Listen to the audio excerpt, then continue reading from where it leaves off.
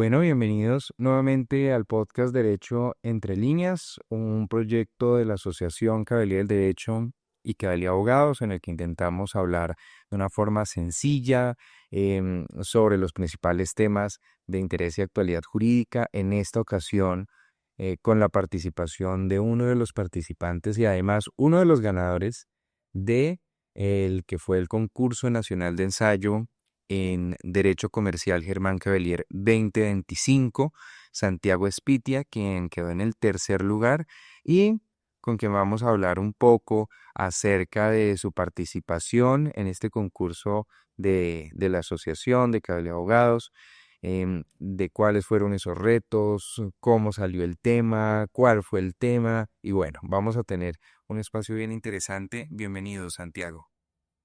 Buenos días, Santiago, pues a todos los oyentes y también muchas gracias a la Asociación Caballero del Derecho pues por esta invitación. Claro que sí, para nosotros es un gusto contar contigo, agradecerte la atención a esa invitación que te hicimos desde la asociación a participar en estos espacios. Y, y bueno, cuéntanos un poquito de ti, cuéntanos en qué semestre vas, si todavía estás estudiando, si ya acabaste, si cuéntanos un poquito de Santiago. Sí, no, mucho gusto, mi nombre es Santiago Espitia y yo en ese momento estoy cursando o voy a entrar a cursar 10º semestre de Derecho en la Pontificia Universidad Javeriana. Sí, ya estoy acabando, digamos que me gustan mucho los temas de Derecho Internacional como tal y Derecho Privado y creo que eso se refleja muy bien en lo que es el ensayo que propuse pues, para esta edición del concurso. Y sí, eso es un poco de lo que soy y un poco lo que hago.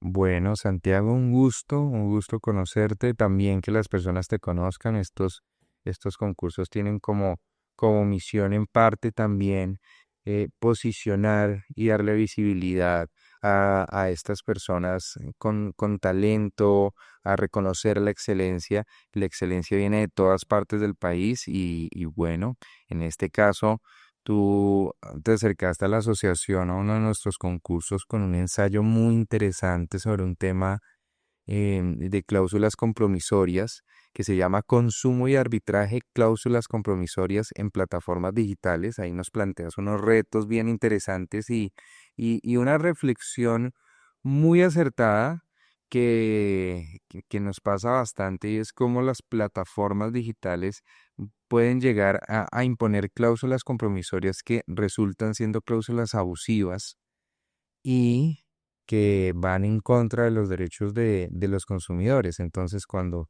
vemos ahí una tensión bastante interesante que nos planteas, empiezas a desglosar un poquito todo esto de sí, se pueden hacer cláusulas compromisorias, claro que no hay nada irregular al respecto. El tema es cómo lo están haciendo las plataformas y en qué medida puede esto llegar a afectar a los consumidores y a convertirse en una situación abusiva. Cuéntanos un poquito la aproximación hacia el tema que nos presentaste.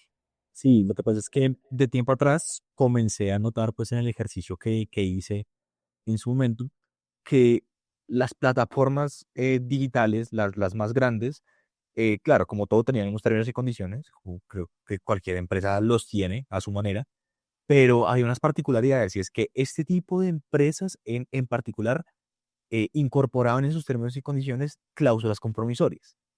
Para el momento en que yo comencé como a analizar el tema, pues yo acababa de ver una materia que era arbitraje y me pareció bastante interesante porque comencé a notar que, claro, esto es una cláusula, como muchas otras, pero es una cláusula con un contenido, con un ingrediente especial que se relaciona mucho con el tema de la administración de justicia y ese derecho que yo tengo como persona, como un consumidor, a acceder pues a la administración de justicia y al sistema de administración de justicia.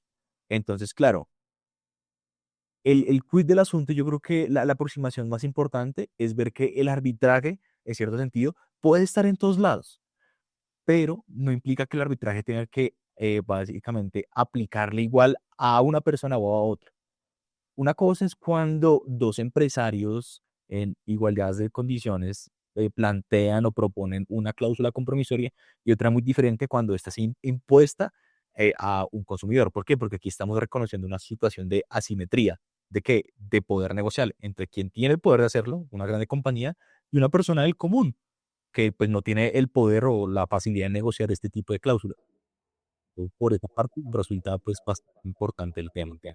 Y es precisamente ese desequilibrio, yo creo, el centro de tu ensayo y lo que busca también es decir, mire, estamos frente a una situación en donde hay dos partes, pero cuando yo entro a una plataforma, cuando yo acepto los términos y condiciones de mi plataforma de streaming, de mi aplicación con la que pido un vehículo, etcétera, etcétera, etcétera, plataformas que yo creería que el 99.9% no son colombianas. Y pues también establecen unos términos bastante complejos al momento de hacerlas efectivas, que tú nos mencionabas también un caso muy curioso que era el de la cláusula compromisoria de Disney. Sí. ¿Cómo es ese caso?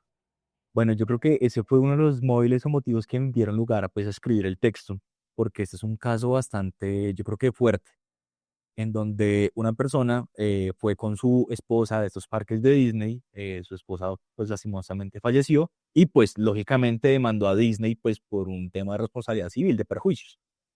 En el momento en que se traba la litis y comienza el proceso pues en el marco jurisdiccional en una corte pues local en Estados Unidos, resulta que Disney contesta la demanda y pues sorpresivamente alega que el señor que estaba demandando, pues en nombre de su esposa, había suscrito años atrás una cláusula compromisoria. Y lo más curioso fue ver en dónde está insertada esa cláusula compromisoria, que era básicamente los términos y condiciones que Disney había propuesto en su plataforma de streaming Disney Plus.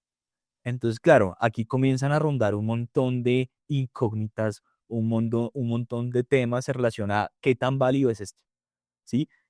Por lo mismo que decíamos, hay una relación asimétrica y pues a partir de ello, digamos que este caso fue como muy detonante, no solo para mi investigación, sino de cara al tema a nivel mundial de cómo estamos jugando con esas cláusulas compromisorias en estos contextos digitales. Y es que eso es lo otro.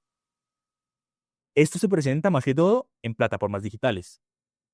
Y aquí entra el tema y es como por qué en plataformas digitales y por qué no en otros tipos de negocios. Porque parece que son intangibles, pero oiga, esto es igual de tangible que igual otro negocio. No entiendo por qué aquí sí y aquí no. Entonces digamos que eso es lo que se plasmó en el caso Disney. Y según hasta donde sé, en el caso Disney, pues digamos que Disney, pues Disney, la persona jurídica, lo que hizo fue desistir de su argumento y pues que siguiera el proceso porque fue muy mediático. Entonces, pues hasta ahí quedó el caso, pero fue bastante interesante. Y ahí cuando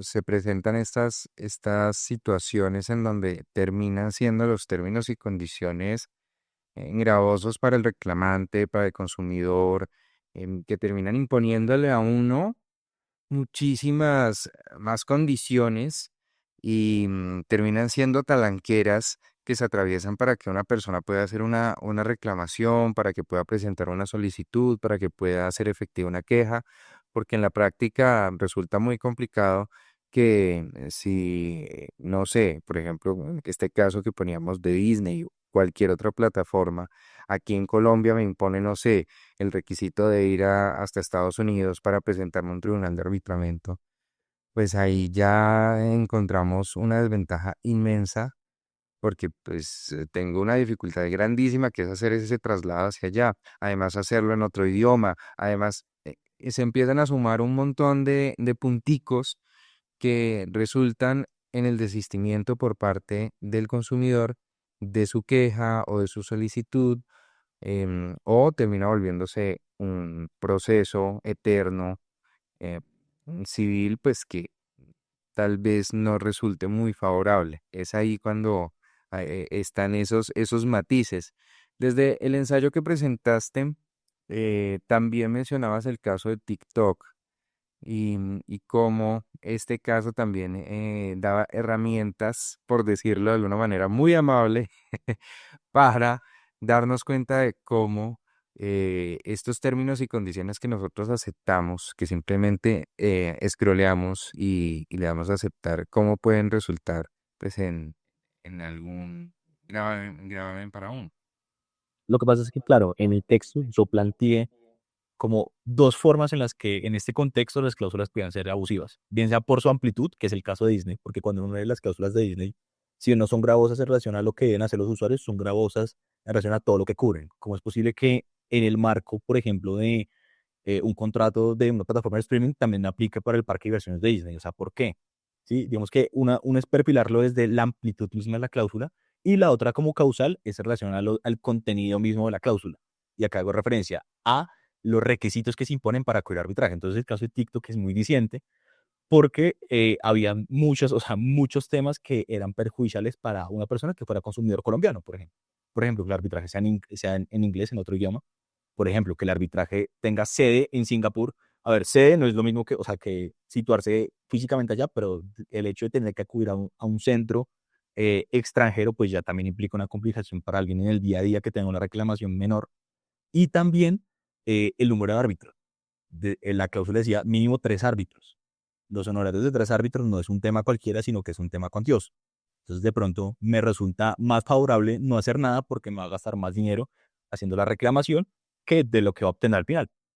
Entonces, el mensaje detrás de ello es como las cláusulas pueden derivar en ser abusivas dependiendo de qué tan amplias sean. ¿Por qué? Porque reconocemos esa situación de asimetría en donde alguien le está imponiendo a la otra persona un mundo de cláusulas y de situaciones que pues, le puede aplicar la cláusula compromisoria.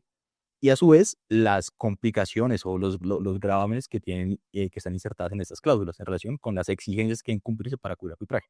Y al final lo que genera, ¿qué es? Es una suerte de limitación a ese derecho que, bueno, colombianizado le hemos dicho derecho fundamental, pero que también es un derecho humano al acceso a la administración de justicia.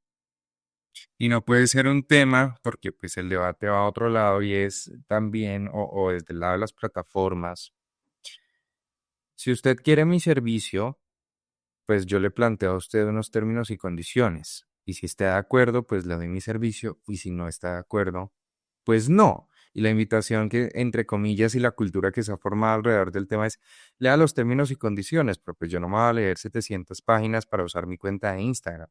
Yo no voy a usar, yo no voy a revisar cada una de las posibles situaciones que se puedan presentar que establece los términos y condiciones de Meta, de WhatsApp, de Uber, de todas estas plataformas. Realmente es muy difícil que el consumidor lo haga, pero ¿dónde entra ahí el dilema? El dilema no es que la gente, si quiere el servicio, acepte y ya, y si no le gusta y si no está de acuerdo, pues no, en principio porque pues no se va a leer todo eso.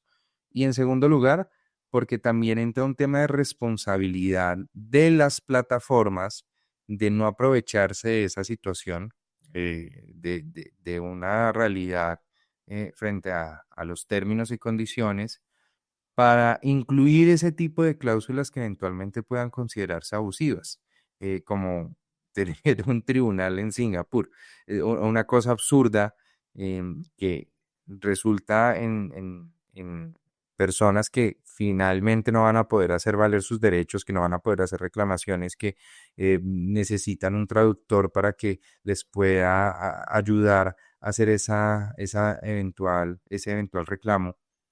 Y ahí pues queda la persona en un limbo y en una desprotección en cierta medida desde el punto de vista del consumidor, desde el punto de vista civil, con una cláusula abusiva.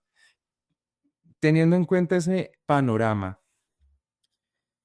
desde tu ensayo, ¿cómo abordaste, ya sea desde el punto de vista crítico, reflexivo, o qué propuesta planteaste para esta situación? Ok, listo. Entonces voy a ir mi respuesta en dos porque me parece muy interesante. Es que desde el punto de vista crítico, creo que toca primero atender a el por qué sucede esto. ¿Por qué nosotros leemos o por qué nosotros aceptamos los términos y condiciones sin previamente haberlos leído? ¿Sí? O porque les damos simplemente a aceptar sin importar de que los leamos y no nos importen. Y yo creo, y aquí yo lo plasmé con una metáfora, si se quiere, que es la onomanía. La onomanía básicamente pues es un término pues de pues, profesionales de la salud que hace referencia a esa necesidad de consumir. Y es que eso es la lógica detrás del derecho del consumidor. Y es que hay una persona, que son pues la demanda como tal, que quieren consumir más y más bienes y servicios. Y hay una oferta de manera limitada que se los ofrece. Entonces, claro, como la oferta es limitada, la oferta, en nuestro caso, las plataformas digitales, pueden y tienen la posibilidad de darle manejo a la demanda a su acomodo. Entonces, por eso pueden, como tal, establecer términos y condiciones de manera pues totalmente abusiva, amplio, y por eso pues que se han creado diversas instituciones pues para tratar de mitigar pues esos problemas asimétricos. Ahora bien, ¿qué propuestas han existido o qué propuestas en estos momentos o se plantearon?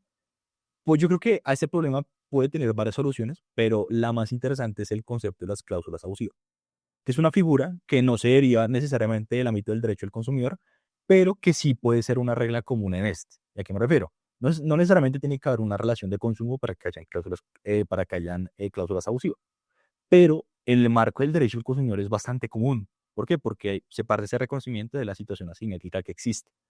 Y para corregir esa asimetría, el Estado de Derecho establece esta figura para decirle, oiga, usted tiene un poder grande, sea responsable.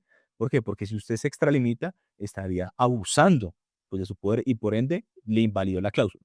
Y es que las cláusulas abusivas, como tal como están planteadas en el derecho del consumidor colombiano, tienen por efecto la ineficacia. ¿Esto qué es? Que se tienen como no escritas, se tienen nulas de pleno derecho, es decir, ni siquiera toca ir a donde un juez, sino que ya desde el momento en que existe, pues no existe, ¿sí? Y esa es como la lesión, no, la afectación más drástica que puede tener una cláusula, pues sí, de marco contractual. Entonces también es ver cómo desde el Estado se intenta proteger a estas personas que pues sufren algún tipo pues de trastorno bajo la metáfora de querer y querer consumir más, para protegerlas de quién, de quienes tienen el poder de manejar ese trastorno pues que ellas sufren. Entonces es bastante interesante ver cómo se maneja esta figura de la de la cláusula abusiva para tratar de mitigar estas situaciones. Finalmente es intentar tener un sistema de contrapesos, porque pasa bastante y es apenas normal que pues estas grandes empresas se pasan muchas industrias, es muy común relacionar, por ejemplo, en el mundo de los derechos de autor frente a los artistas y las productoras, que se supone que siempre este tipo de acuerdos o los términos y condiciones pues se aceptan de forma libre, informada y voluntaria, pero en la práctica no es así. Y cuando esto no es así, no se puede garantizar, y cuando los términos y condiciones son mamotretos de párrafos y párrafos y párrafos de 300 páginas, o cuando se resumen los términos y condiciones en está de acuerdo con los términos y condiciones, los puede consultar en el siguiente enlace. Y enlace al que nunca van a entrar. Ahí ya hay una dificultad y una barrera que debe ser mitigada y que debe propender por encontrar o compensar, mejor dicho, ese desequilibrio que se pueda presentar entre los clientes y o consumidores en estas relaciones que se puedan presentar frente a las plataformas, frente a diferentes entidades y sobre todo que son em, términos y condiciones que están ampliamente estudiados, que ya están revisados por decenas de oficinas de abogados muy grandes que ya tienen estas corporaciones y pues que precisamente buscan blindarse frente a cualquier eventual reclamación, pero pues no lo hacen de la mejor manera o de la manera más de buena fe, por decirlo de algún modo, y ahí pues se rompe ese equilibrio y esa estructura que se puede llegar a, a desprender de una de estas relaciones. Santiago, y ya para ir concluyendo y para ir cerrando, después de haber hecho este ejercicio, esta actividad, después de haber leído los términos y condiciones de TikTok, que me imagino no debió ser tarea fácil, em, qué te queda de este bonito ejercicio? Bueno, pues de parte del ejercicio académico, o sea, en relación o sea, con el tema, es interesante. ¿Por qué? Porque la forma en cómo yo me aproximo al tema es muy curiosa. Resulta que yo soy un apasionado por las plataformas digitales, digamos que también por los videojuegos. Y un día antes de empezar a jugar, a emprender una aventura en este tipo de espacios, me saltó, pues digamos, esa cláusula compromisoria, ¿sí? En un juego en específico. Y yo estaba pasmado porque yo dije, oiga, voy a firmar una cláusula compromisoria porque yo igualmente quiero jugar esto. Y a partir de ahí, pues nació esa intriga y comencé a ver que ese tema de las cláusulas compromisorias no es que fuera tan particular del juego, de ese juego en el que yo pues estaba jugando en ese momento, sino que era ya también se comenzó a hacer una regla general en diversas plataformas digitales. Entonces, claro, como enseñanza, yo creo que uno podría decir que uno tiene que entender que el mundo funciona y uno no lo sabe. El mundo funciona de determinada manera y uno no lo sabe. Yo, estudiante de Derecho que ya ha visto la clase de arbitraje, no sabía que ya había firmado por ahí alrededor de 10 cláusulas arbitrales, ¿sí? Entonces, creo que este ejercicio académico de fondo dio lugar a pensarse y a plantearse que, claro, si eso está pasando con estas cláusulas compromisorias, ¿cuántas cosas no habrán en el marco pues, de estas plataformas digitales que uno ni por enterado está? Entonces, ese es un ejercicio que yo creo que es bastante interesante, que es bastante importante y que, bueno, lo recomiendo para quien sea apasionado porque leer términos y condiciones de diversas plataformas no es que sea el hijo de todas las personas, pero cuando uno encuentra algunos temas particulares, hay muchos temas interesantes, por ejemplo, en materia de propiedad intelectual también. Entonces, aquella persona que se deleite puede emprenderse por ahí, que hay mucho de donde criticar. Sí, no, lo que hay es de la edad de cortar y sobre todo con estas plataformas. ¿Viste en la investigación que hiciste algún esfuerzo o algún ejercicio de derecho comparado frente a otras legislaciones que ya han tenido en cuenta estas situaciones? Pues lo que pasa es que eh, son muy pocos los presentes que han salido a la luz y casi todos han sido en Estados Unidos, ¿sí? Y pues por el riesgo reputacional que también pues sería pues de este tipo de situaciones, digamos que no puedo encontrar puntualmente cómo terminaron muchos de esos casos, pero hace un ejercicio de cláusulas de derecho, bueno, más de derecho comparado, sino de comparación contractual, me di cuenta que sí habían plataformas que insertaban este tipo de cláusulas y las trataban de insertar de manera que ayudaran a los consumidores, que no los perjudicara. Y eso también es importante. Entonces, digamos, la de TikTok, pues a mí me parece una aberración, pues para un consumidor es muy difícil. Pero habían otras como por ejemplo las de Epic Games, que pues es una empresa del mundo de los videojuegos del ámbito digital, que es interesante. ¿Por qué? Porque le proponía alternativas a los usuarios, les decía que ellos asumían los costos del arbitraje, les daba formas para incluso repudiar la cláusula arbitral, haciendo un procedimiento un poco complejo, pero se podía. Entonces, al hacer ese ejercicio y el tratamiento pues, que se le daba a estas cláusulas, también toca ver que eso no es de blanco y negro. No es que si tenga arbitraje ya condenado, no, sino que toca ver el caso a caso cómo se está implementando el arbitraje. ¿Por qué? Porque sin duda el arbitraje es una herramienta excepcional, pero toca saberla implementar. Y más aún en esos contextos tan sensibles donde hay una persona desprotegida que es un consumidor.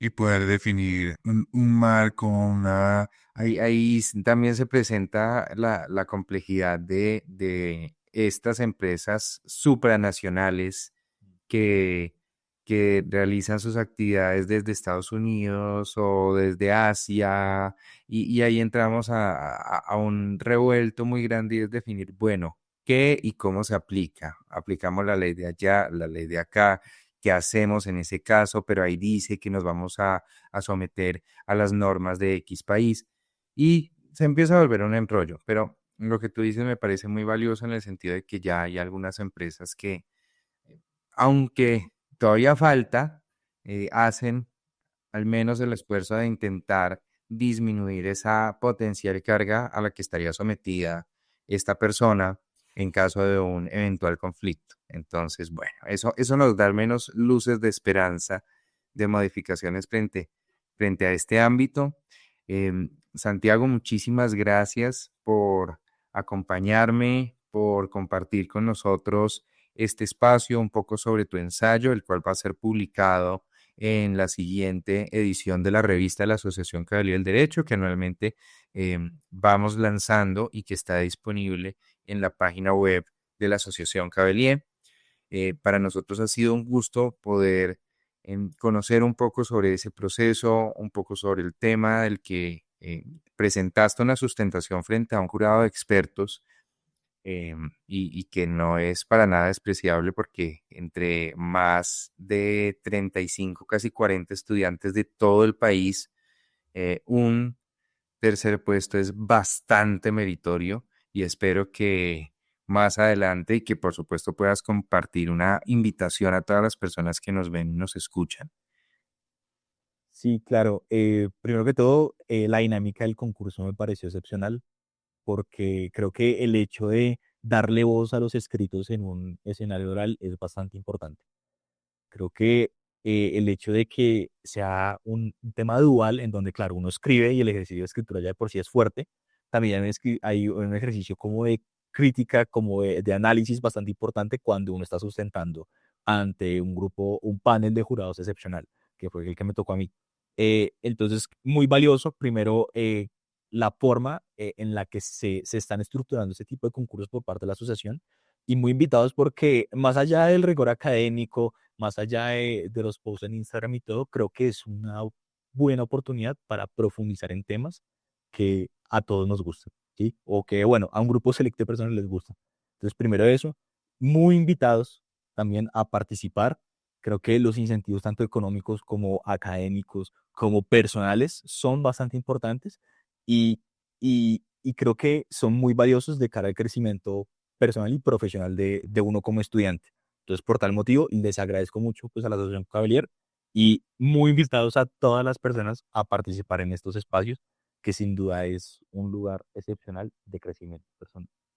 Muchas gracias, Santiago. Esto fue otro episodio del podcast Derecho entre líneas, un espacio entre la Asociación Caballería del Derecho y Caballería Abogados. En el episodio de hoy contamos con la participación de Santiago Espitia, quien ganó el tercer puesto del concurso nacional de ensayo Germán Cavelier 2025 en Derecho Comercial. Nos veremos en una próxima ocasión. Gracias.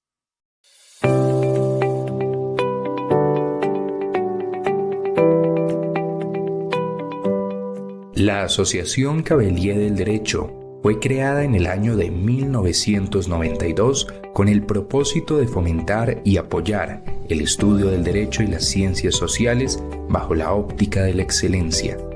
Fundada por el doctor don Germán Cavelier Gaviria, la asociación se ha posicionado como un importante espacio para el estudio y la reflexión en las temáticas más destacadas y necesarias que plantea la ciencia del derecho.